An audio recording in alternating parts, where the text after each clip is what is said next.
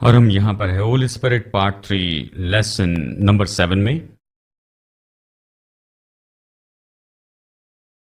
और हम यहाँ आत्मा के वरदान की अपनी शिक्षा को आगे देख रहे हैं। और इस समय हम सबसे ज़्यादा पेचीदा इस वरदान को देखेंगे। ये वरदान जो यहाँ वचन में लिखा गया है, और वो अन्य भाषा का वरदान है। अन्य भाषा का वरदान, इसकी परिभाषा है कि ये तो अलौकिक है। यही कुंजी है। अलौकिक रूप में बोलना है। भाषाएं, ऐसी भाषाएं जो नहीं सीखी हैं। अलौकिक वरदान की अन्य भाषा में बोले जिन भाषाओं को नहीं सीखा है, और वो बोलते हैं जैसे पवित्र आत्मा उन्हें बोलने की योग्यता देता है। अब यहां पर हम आगे बढ़ रहे हैं उस कैटेगरी में जिसे हम प्रेरणा या फिर बोलने के वरदान कहते हैं। और हम चाहते हैं कि आप यहां पर जरा ध्यान दें। यहां पर ये तो कुछ कहना है। यहां परमेश्वर का मुंह जो अलौकिक रूप में कुछ कहता है। अलौकिक रूप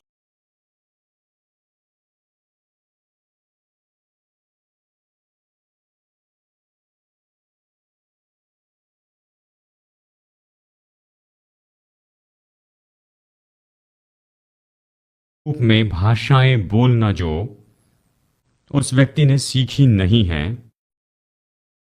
और उन्हें बोलना है जैसे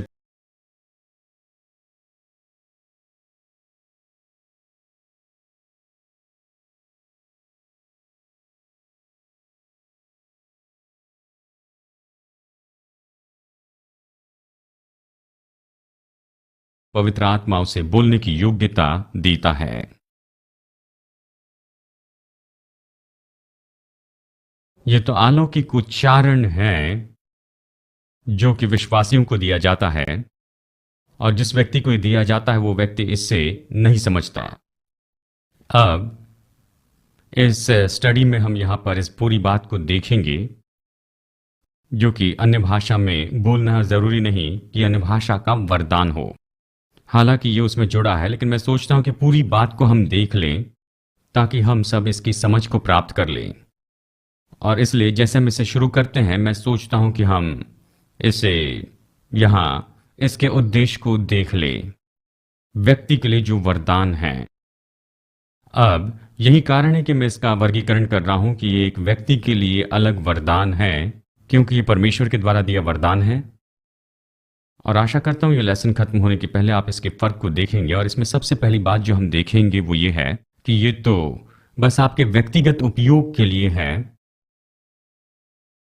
जो कि फिर से एक बार मैं यहाँ थोड़ी आज़ादी ले रहा हूँ, क्योंकि आपके व्यक्तिगत उपयोग के लिए जो है ज़रूरी नहीं कि वो वचन के अन्य भाषा का वरदान हो, लेकिन ये एक वरदान है, इसलिए मैं इस विभाग में इसका उपयोग करता हूँ। आशा करता हूँ इससे कोई गड़बड़ी में नहीं आया है, सोचता हूँ। और आप हंस रहे हैं, हम आपके उद्धार के लिए प्रार्थना करेंगे। और मैं ये मौका लेता हूं कि यहां पर आपको बताऊं, यहां पर अन्य भाषा में बोलने के बारे में जितनी भी विचारधारा उससे समझाऊं। वचन ये कहता है कि वो हमें अन्य अन्य भाषा या फिर कहिए अलग अलग भाषाएं, भाषाओं का अलग अलग उच्चारण देता है। अब यहां पर इस सबसे बड़े संदर्भ में यहां पर देखिए, अन्य भाषा का वरदान ये तो ऐसा है जिसका उपयोग सार्वजनिक सभा में किया जाता है, और वहां पर उच्चारण बड़ी जोर से बोला जाता है कि बाद में उसका अर्थ बताया जाए। और यही तो नैतिक या व्यवहारिक ऐसी परिभाषा है अन्य भाषा के वरदान की। लेकिन मैं अन्य भाषा के सारे उपयोग को लेना चाहता हूं और उसे अन्य भाषा के वरदान में रखना चाहता हूं, क्योंकि हम में से कोई भी अन्य भाषा में नहीं बोल पाता, लेकिन पवित्र आत्मा ने यह हमें बोलने के लिए दिया है। और आशा करता हूं कि आप यहां पर इसके फर्क को समझेंगे। यहां पर इसका व्यक्तिगत है अन्य भाषा का वरदान जो प्रभु हमें हमारे व्यक्तिगत उपयोग के लिए देता है, और ये तो देह को नहीं दिया गया है। और आगे बढ़ते हुए हम इस फर्क को देखेंगे। चलिए यहां पर शुरू करते हैं व्यक्तिगत उपयोग से। अन्य भाषा का। और बाइबल कहती है कि ये हमारे लिए है, और ये तो डिवोशनल प्रार्थना की भाषा है, और ये पाई जाती है पहला कुरिन्थियों में अध्याय 14 में और वचन नंबर 2 में। और हमें इसे देखना होगा कि जो अन्य भाषा में बोलता है वो मनुष्य से नहीं, वो मनुष्यों से नहीं लेकिन परमेश्वर से बातें करता है। और देखिए यहीं पर तो ये फर्क आता है, यहाँ पर व्यक्तिगत रूप में अन्य भाषा के उपयोग में, और यहाँ पर अन्य भाषा का जो वरदान है वो तो मसीह की देह को दिया गया है। वरदान देह को दिया गया और उसके अनुवाद के साथ में देह की उन्नति होती है। व्यक्तिगत रूप में अन्य भाषा जो दी गई है वो आपकी व्यक्तिगत उन्नति के लिए दी गई है, ठीक है। और हम मनुष्यों से बातें नहीं करते लेकिन परमेश्वर से बातें करते हैं। यानी फिर से एक बार अन्य भाषा का वरदान जो हमने तब पाया जब हमने पवित्र आत्मा में बपतिस्मा पाया था। और इसे जिसे हम देखते हैं प्रेरितों के काम की किताब में, और यहाँ पर शुरू में कुछ सबूत देखे हैं कि लोगों ने पवित्र आत्मा में बपतिस्मा पाया। ये व्यक्तिगत अन्य भाषा जो है वो तो है आपके लिए कि आप सीधा परमेश्वर से बातें करें। दूसरे शब्दों में आत्मा से आत्मा का संपर्क है। आपकी आत्मा बातचीत करती है प्रभु की आत्मा से, और ये सिद्ध बातचीत होती है। ये आगे ये भी कहता है कि हम अलौकिक रूप में परमेश्वर से बातें करते हैं, क्योंकि कोई नहीं समझता, यहाँ तक कि आप खुद इसे नहीं समझते हैं, लेकिन आत्मा में आप भेद की बातें करते हैं परमेश्वर से। यानी हम अलौकिक रूप में बातें करते हैं और हम भेद कहते हैं, और ये भेद तो परमेश्वर के लिए नहीं है, ये हमारी स्वाभाविक समझ के लिए भेद है। यहाँ तक कि हमारा आत्मिक मनुष्य इससे लाभ पाता है लेकिन स्वाभाविक मनुष्य नहीं पाता है। और फिर से एक बार ये तो सच में ऐसा मार्ग है जिसमें आप सटीकता से प्रार्थना कर सकते हैं, क्योंकि शारीरिक मन इसके अंदर नहीं जुड़ा होता है। ये पूरी तरह से आत्मा का संपर्क होता है। यशाया ये कहता है कि अन्य भाषा में बोलना, यानी ये अन्य भाषा में व्यक्तिगत उपयोग करना, ये विश्राम लाता है और ताजगी लाता है। आप कहेंगे संसार में ये कैसे काम करता है, मुझे पता नहीं ये कैसे काम करता है, लेकिन ये काम करता है। और यदि आप जुड़े हैं इसके अंदर में, इसमें सेवकाई में जुड़े हैं और आप यात्रा करते रहते हैं, और मैं आपको बताऊं आप कई बार हवाई जहाज में बैठते हैं और अलग अलग टाइम जोन में जाते हैं, आपका शरीर थक गया है, आप सोना चाहते हैं लेकिन वो जागने का समय है और आपको सेवकाई करनी है। मैं आपको बताऊं सेवकाई करने के पहले ताजगी पाने का एक और तरीका है, वह अन्य भाषा में प्रार्थना करे। मैं नहीं बता सकता ये क्यों काम करता, लेकिन ये काम करता है और आप इसकी कोशिश करें और देखें ये काम करता है, ठीक है। और फिर वो हमें बताता है कि इस तरह से अन्य भाषा में प्रार्थना करना तो ये आराधना है। पहला कुरिन्थियों अध्याय 14 वचन 14 और 15। यदि मैं अन्य भाषा में प्रार्थना करूं तो आत्मा प्रार्थना करती है और मेरी बुद्धि कुछ नहीं समझती है, तो फिर क्या मैं आत्मा में भी प्रार्थना करूंगा और बुद्धि में भी प्रार्थना करूंगा। मैं आत्मा में गाऊंगा और साथ में मैं समझ से भी गाऊंगा। यानी ये कह रहा है कि हम प्रभु की आराधना कर सकते हैं अन्य भाषा में गीत गाने के द्वारा, और प्रभु को हम धन्य कहेंगे। और ये यहाँ वचन 4 में कहता है अध्याय 14 में कि हम अपनी उन्नति करते हैं। जो अन्य अन्य भाषा में बोलते जाता है वो खुद की उन्नति करता है। और यहूदा कहता है पवित्र आत्मा में प्रार्थना करने के द्वारा खुद को सबसे पवित्र विश्वास में बढ़ाते चले जाओ। यानी ये तो आत्मिक उन्नति है। ये तब होती है जब अन्य भाषा में हम प्रार्थना करते जाते हैं, और हमें आत्मिक रूप में उन्नति पाना जरूरी है। और चलिए मैं इसे आगे इस तरह से ये कहता हूं, जब आप अन्य भाषा में प्रार्थना करते तो ये तो सामान्य रूप में हमारा पहला प्रवेश है आत्मा के क्षेत्र में।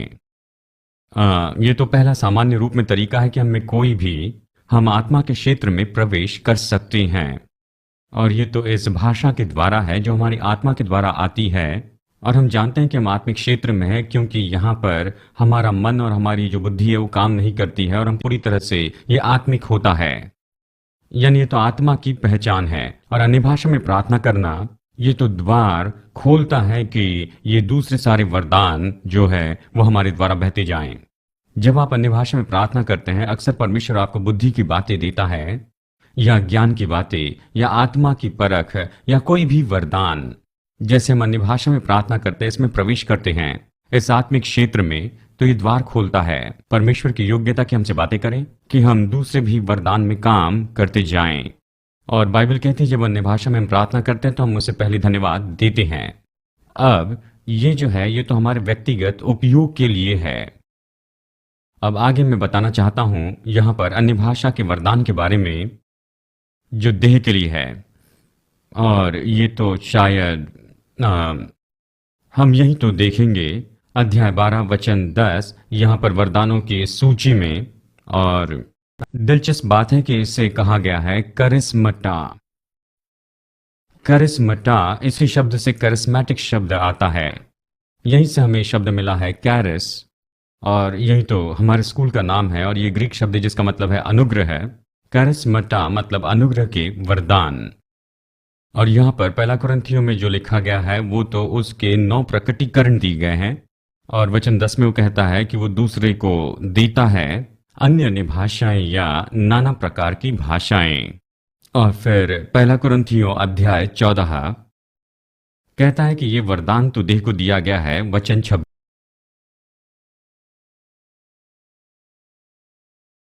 में ये कहता है तो फिर कैसे भाइयों, जब तुम इकट्ठा होते हो तो तुम में से हर एक के मन में भजन हो, उपदेश हो और अन्य भाषा हो, प्रकाशन हो और उसका अनुवाद हो, कि सब कुछ उन्नति के लिए किया जाए। यदि कोई अन्य भाषा में बोलता है तो 2 या ज्यादा से ज्यादा 3 लोग बोलें और फिर उसके बाद में उसका अर्थ बताया जाए। लेकिन यदि कोई अर्थ नहीं बताता है तो कलीसिया में चुपचाप रहें और वो खुद अपने आप से और परमेश्वर से बातें करें। और फिर अंत में पहला कुरिन्थियों 14 वचन 5, मैं यही चाहता कि तुम सब अन्य भाषा में बोलो, लेकिन अच्छा हो कि तुम भविष्यवाणी करो, क्योंकि अन्य भाषा में बोलने से भविष्यवाणी तो अच्छा है, बस केवल उसका अनुवाद हो ताकि इसके द्वारा कलीसिया उन्नति प्राप्त करे। यानी हम यहाँ पर देखते हैं कि यहाँ ये जो वरदान दिया गया है, यहाँ पर देह को दिया गया देह की उन्नति के लिए। लेकिन जब ये प्रकट होता है, यानी इसके साथ में आने वाला वरदान है जो कि अर्थ बताने का है, अन्य भाषा का अर्थ अवश्य इसके बारे में हम कुछ समय में देखेंगे, लेकिन हमें यही तो देखना है। यहाँ पर अन्य भाषा का व्यक्तिगत उपयोग और यहाँ पर यहीं पर तो इसका फर्क बताया गया है। परमेश्वर कहता है जब तुम लोग व्यक्तिगत अन्य भाषा का उपयोग करते हो अपनी व्यक्तिगत प्रार्थना की भाषा में, आपकी आत्मा की भाषा में, जब ये व्यक्तिगत होता है यह आपकी व्यक्तिगत उन्नति के लिए होता है कि आप अपने आप को आत्मिक रूप में बढ़ाते जाएं। और ये कहता है जब हम इसका उपयोग करते हैं ये अन्य भाषा का वरदान, तो कोई मनुष्य इसे नहीं समझता है।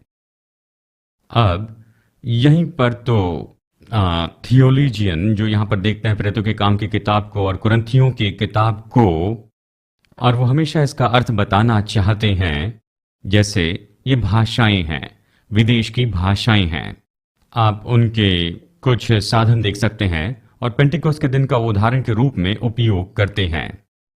लेकिन हमें यहाँ पर बस यही देखना है कि बाइबल यहाँ पर पहला कुरिन्थियों अध्याय 14:2 में कहती है कि जब हम व्यक्तिगत अन्य भाषा में बोलते हैं कोई मनुष्य से नहीं समझता। कितने लोग जानते हैं ये परदेश की भाषा नहीं है, क्योंकि यदि ये विदेशी भाषा होती तो कहीं ना कहीं इस संसार में कोई ना कोई इसे जरूर समझता। यानी ये स्वर्गीय भाषा है, कोई विदेशी भाषा नहीं है। और आप अन्य भाषा का वरदान भाषा के स्कूल में जाकर नहीं पा सकते हैं, या रोजेटा स्टोन में, या फिर जो भी स्कूल हो। ये तो अलौकिक रूप में बोलते जाना है।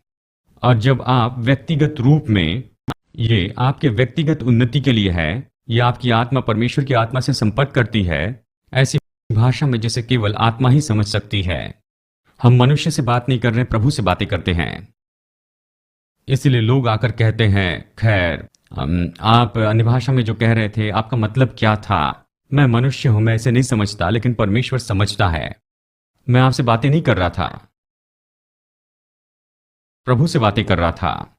ठीक है, अब ये जो है जो कि अन्य भाषा का वरदान देह को दिया गया, शायद ये कोई विदेशी भाषा हो, और जब इसका उपयोग होता है तो निश्चय ही अविश्वासी के लिए चिन्ह के रूप में उपयोग होता है, जैसे पेंटिकोस्ट के दिन में हुआ था। जब ये कहता है वहां पर हर जगह से लोग आए थे और 120 लोग जब अन्य भाषा में बोलने लगे, इन लोगों ने अपनी भाषा में वो सब कुछ सुना जो कि अविश्वासी के लिए चिन्ह है। अन्य भाषा का वरदान ये भी हो सकता है।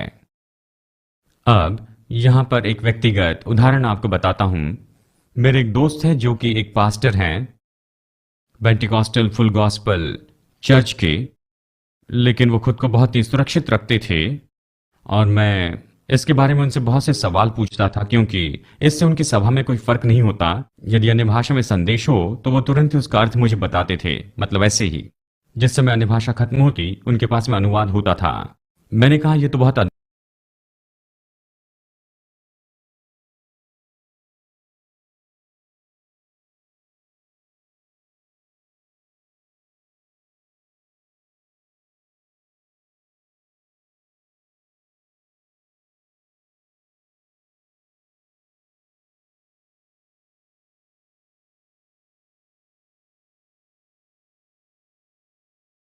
अद्भुत है कि हमेशा आपके पास में इसका अर्थ होता है। और उन्होंने कहा मैं इसलिए करता हूं कि इस बात को निश्चित कर लूं कि जो कुछ भी हो रहा है वो बिल्कुल सही है।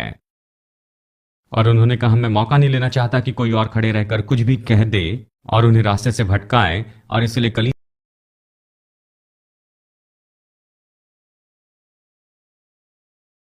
की सुरक्षा के लिए मुझे इसका अनुवाद मिलता है। और मैंने कहा यदि आपके पास उसका अनुवाद नहीं मिलता है तो फिर क्या, तो फिर मैं हमेशा वचन के अनुसार सिद्धांत पर संदेश दे देता हूं। इससे मैं परेशान हो गया। खैर, मैं उनका लेखा नहीं लेता, प्रभु उनका लेखा लेगा।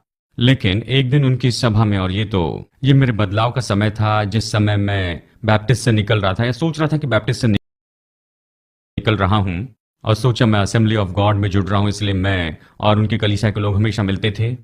और एक रविवार की सुबह वहां पर अन्य भाषा में संदेश आया और फिर अचानक वो चुपचाप ही रह गए। और हमने राह देखी, राह देखी, राह देखी, और किसी ने वहां कोई अर्थ नहीं बताया, और वो सभा में आगे बढ़ गए। और फिर उसके बाद में मैं खुद सोचने लगा कि मैं देख सकता हूं कि ये हमेशा क्यों उसका अर्थ बताते हैं, क्योंकि इसके कारण बाकी सब लोग आजाद होते हैं। कोई भी चकित नहीं हुआ कि वहां पर अन्य भाषा में संदेश था और कोई उसका अर्थ नहीं बताया। सभा के अंत में वेदी के पुकारे के समय, इसके पहले कि ये कहे कि यदि आपको प्रभु से कुछ चाहिए तो आए, ये एक लड़की, वो अलग देश की थी, मुझे लगता है शायद वो चाइनीज थी, वो दौड़कर सामने आती और पास्टर के हाथ को पकड़ लेती है। जानते हैं, मुझे अपना जीवन यहाँ पर अब यीशु को सौंप देना चाहिए।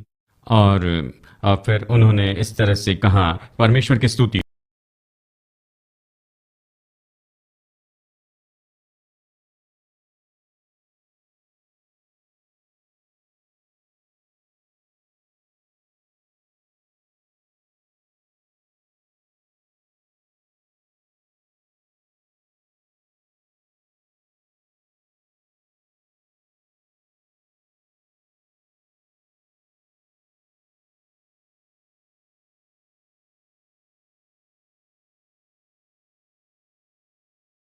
हो। ये तो बहुत ही ड्रामेटिक था।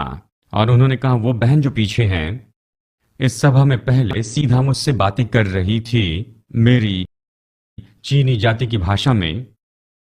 मुझे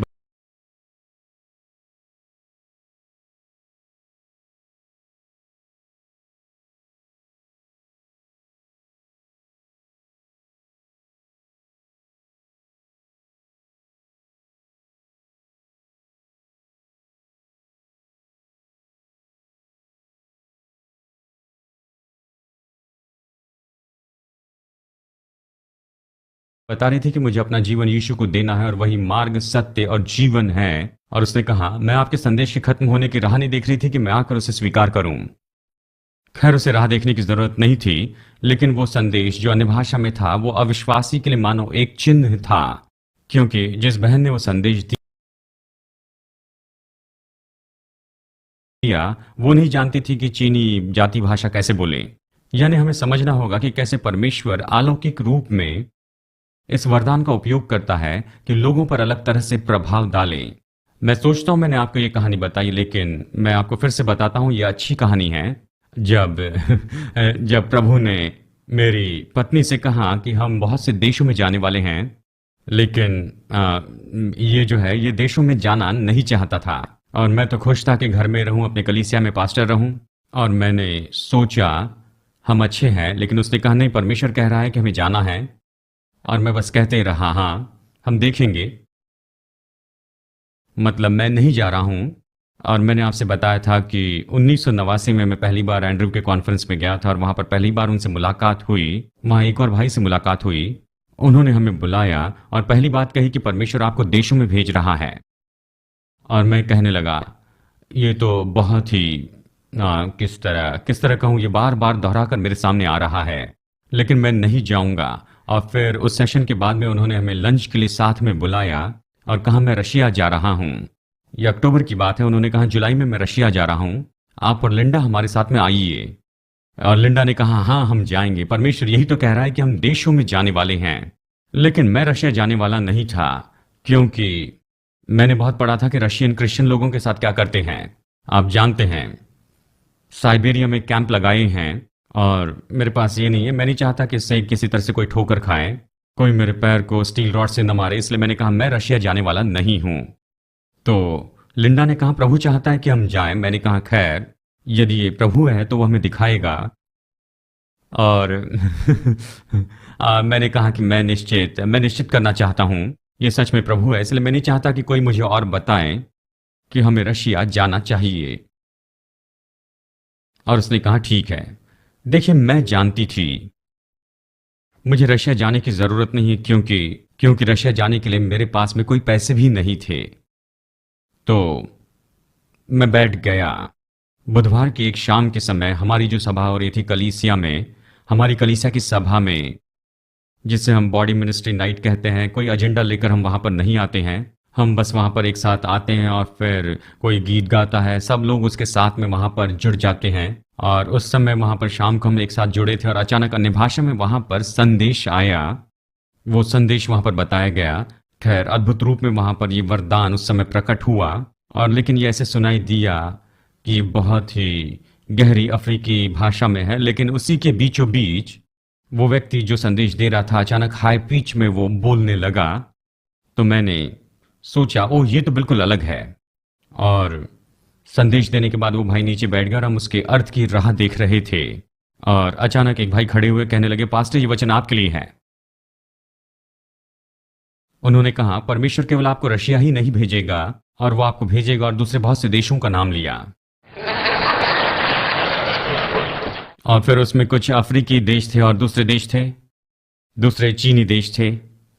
तो फिर हम अफ्रीका भी गए और सिंगापुर भी गए, हम हांगकांग भी गए। कुछ भी हो, मैं यही कहने की कोशिश कर रहा हूं कि संदेश बहुत ही मजबूती से और या अन्य भाषा में आया था। इससे मैं सहमत हो गया कि मेरी पत्नी ने प्रभु से सुना है और हम बहुत से देशों में जाने वाले हैं। लेकिन फिर भी मुझे बहुत सी परेशानी थी, क्योंकि हमारे पास में पैसा नहीं था। और उन्होंने कहा केवल आप रशिया में ही नहीं जाएंगे, लेकिन दूसरे देशों का नाम लिया। ये सब कुछ कहने के बाद में जब वो बैठ गए, मैं वहां बैठकर सोचने लगा, खैर ये बहुत गंभीर हो रहा है। और वो खड़े होकर कहने लगे, खैर मैं आपको बताऊं, पैसों की चिंता मत कीजिए, मैं उसकी देखभाल कर लूंगा। और कलीसिया में हर कोई जो है सामने मंच पर आकर पैसे देने लगे। कुछ भी हो, रशिया जाने के लिए काफी पैसा था, तो हम रशिया में गए। और ये मैं इसलिए कह रहा हूं क्योंकि मैं बताना चाहता हूं अन्य भाषा का वरदान महत्वपूर्ण है। प्रभु इसके द्वारा बातचीत करता है। वो जानता था कि मैं कठोर सर वाला हूं, इसीलिए कोई अलौकिक रूप में वो मुझे आज्ञा मानने लगाए, तो उसने ऐसे ही किया, अन्य भाषा और अन्य भाषा के अर्थ के द्वारा। और आप जानते हैं, तब से हम विदेशों में जा रहे हैं और अगले हफ्ते हम फिर से एक और देश में जाएंगे। यानी जानते हैं, ये वरदान तो है हमारे लाभ के लिए, हमारी उन्नति के लिए। और इसलिए ये जो है, परमेश्वर इस भाषा का उपयोग करेगा अविश्वासी के सामने चिन्ह के लिए, जैसे उसने पेंटिकोस्ट के दिन किया, मेरे दोस्त के चर्च में किया। लेकिन ज्यादातर समय ऐसा होता है जब अन्य भाषा का वरदान सभा को दिया जाता है, उसके साथ उसका अर्थ भी बताया जाता।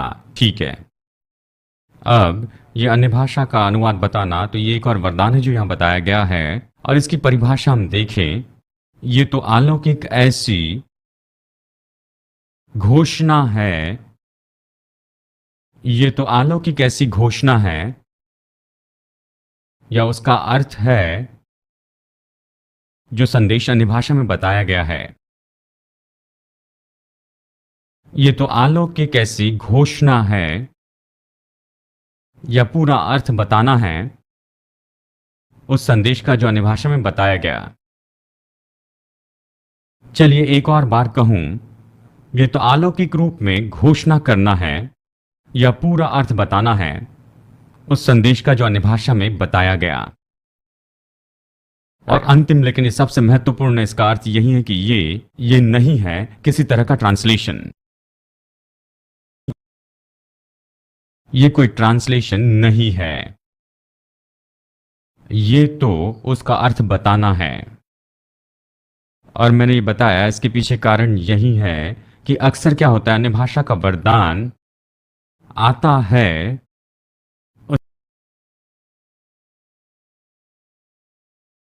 उसके बाद में उसका अर्थ बताया जाता है। कई बार अन्य भाषा जो होती है लंबा होता, जबकि उसका अर्थ बताना तो छोटा है, या संदेश तो छोटा होता है और उसका अर्थ बताना बड़ा होता है। लोग कहते हैं मुझे पता नहीं सब कुछ कैसे होता है, ये अनुवाद करना नहीं है। अगर ये अनुवाद होता तो दोनों एक ही लंबाई के होते। ये तो बस यही है कि इसके अर्थ को घोषित करना, ये बताना कि क्या हो रहा है, क्या कहा गया है उस अन्य भाषा में। ये तो अनुवाद करना नहीं है, ये तो घोषित करना है या अर्थ बताना है उस वरदान का। और उद्देश्य तो फिर से एक बार, जब यह अन्य भाषा का वरदान दिया जाता है उसके बाद उसका अर्थ बताया जाना होता है। ये देह की उन्नति के लिए है। और इसके बारे में यही तो अद्भुत बात है। और आप में से कुछ लोगों ने इसका अनुभव किया है। 200 लोग यहां पर हो सकते हैं, सब अन्य भाषा में प्रार्थना करते हैं व्यक्तिगत उपयोग के लिए।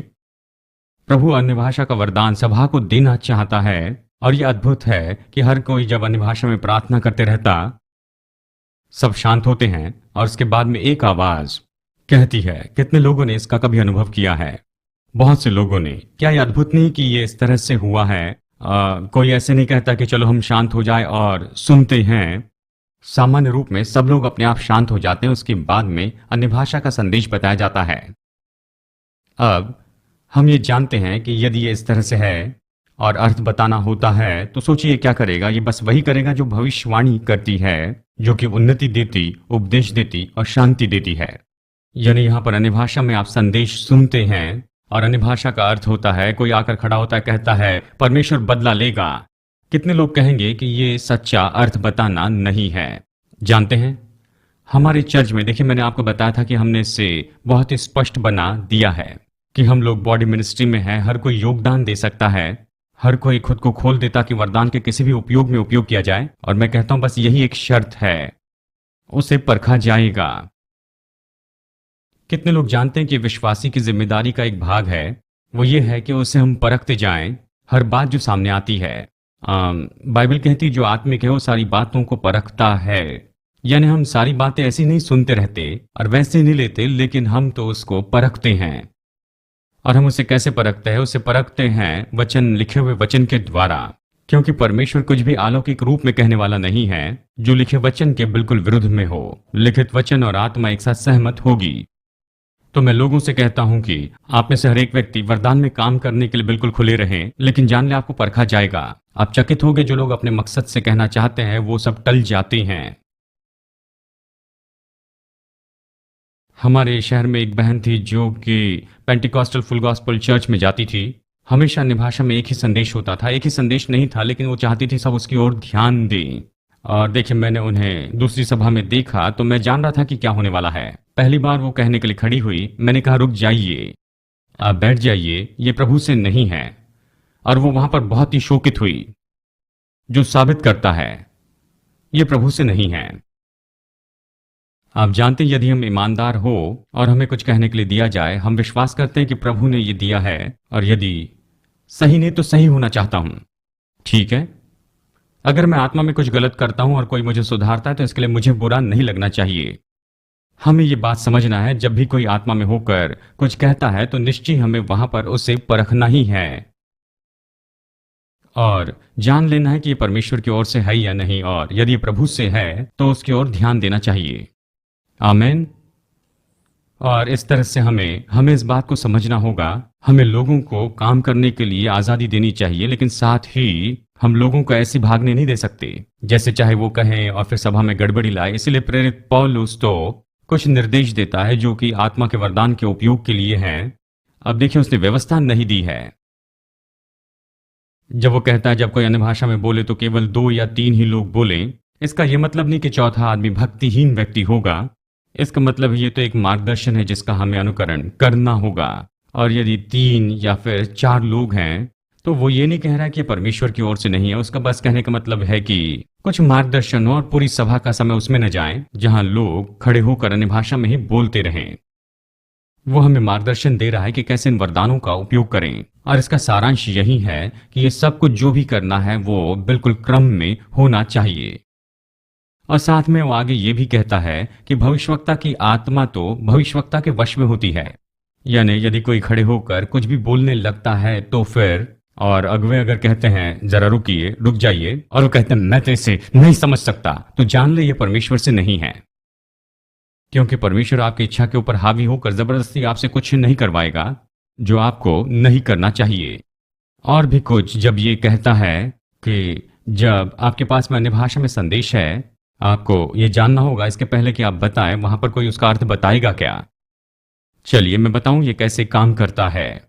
अगर आप इस पहले चर्च में जाते हैं, डिनोमिनेशन चर्च में जाते हैं जो कि यहाँ पर पास में ही है, मैं गारंटी देता हूं प्रभु आपको अन्य भाषा में कोई संदेश वहां पर नहीं देगा, क्योंकि मैं जानता हूं वहां अर्थ बताने वाला कोई भी नहीं है। हेलो।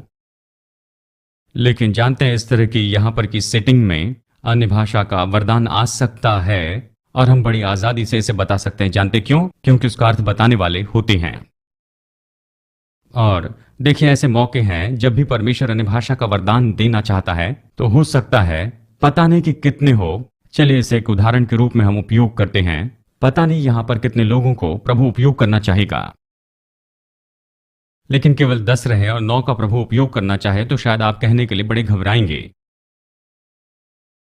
क्योंकि आप पूरी तरह निश्चित नहीं हैं और आप अपने क्लासमेट के सामने बुरे दिखना नहीं चाहते हैं, और इसलिए आप बिल्कुल शांत रहेंगे, नहीं कहेंगे। लेकिन एक में ये विश्वास होगा कि ये प्रभु से है और वो खड़े होकर ये संदेश देंगे, और आप बड़े भरोसे से इसे कर सकते हैं क्योंकि यहां पर अर्थ बताने वाले हैं। और इसी प्रोसीजर में अगर हो सकता है कि वहां पर 10 या 12 लोग हों जिसको परमेश्वर शायद अर्थ बता रहा है, लेकिन हो सकता है किसी और कारण से आगे बढ़कर वो कुछ कहते नहीं है, लेकिन ऐसे तो जरूर होंगे जो अंत में से कहेंगे। और जब ये होगा तो ये मसीह की देह की उन्नति करेगा और ये तो प्रोत्साहन लाएगा और ये सांत्वना लाएगा सुनने वालों पर।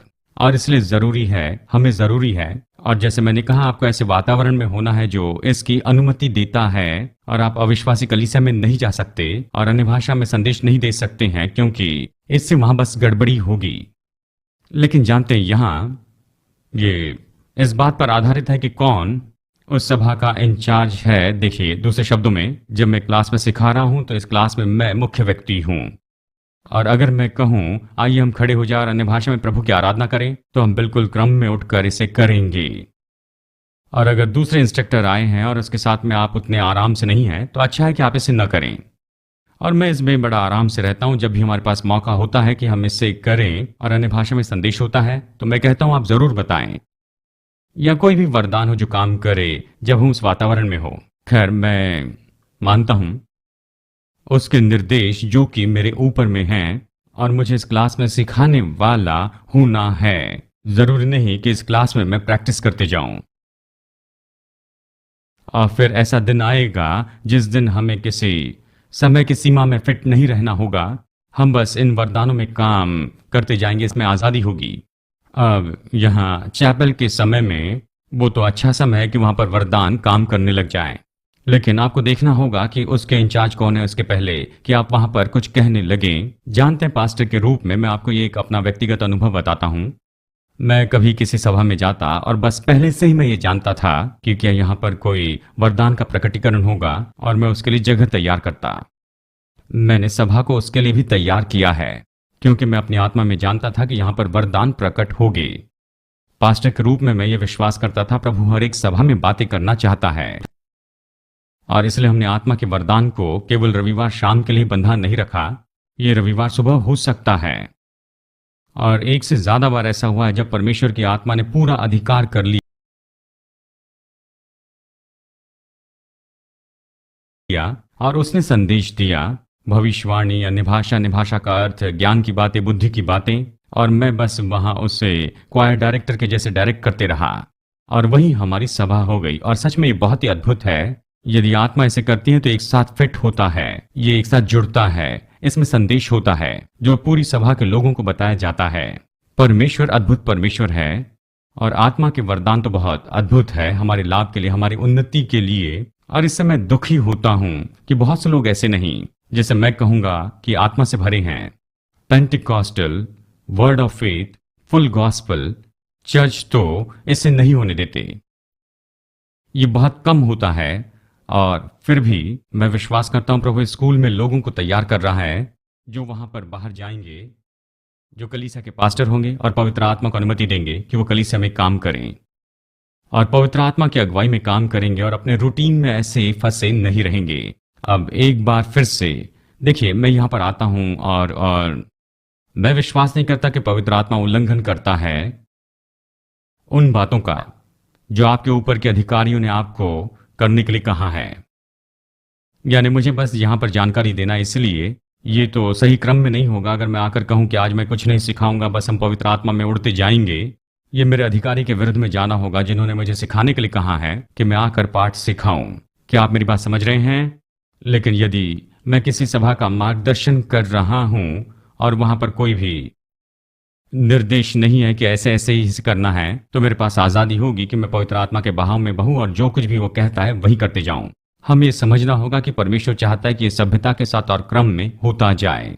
भविष्यवक्ता की आत्मा उसके वश में होती है और बस हमें तो वहां पर वो बताते जाना है, जीवन में आगे बढ़ना है, पवित्र आत्मा के बहाव में बहना है जैसे प्रभु मार्गदर्शन करता है। आमेन। यानी अन्य भाषा का अर्थ बताना, व्यक्तिगत अन्य भाषा, मसीह की देह के लिए भाषा, ये सब बहुत ही महत्वपूर्ण है। और परमेश्वर कहता है एक तरीके से मैं तुमसे बातचीत करूंगा अलौकिक रूप में और ऐसा करते हुए मैं तुम्हारी उन्नति करूंगा। तो आप में से कितने लोग उन्नति पाना चाहते हैं? आमेन। हम सब लोग बस यही तो चाहते हैं। यानी ये तो आज का पाठ है अन्य भाषा के वरदान पर और अन्य भाषा का अर्थ बताना, और हम यहीं पर रुक जाएंगे।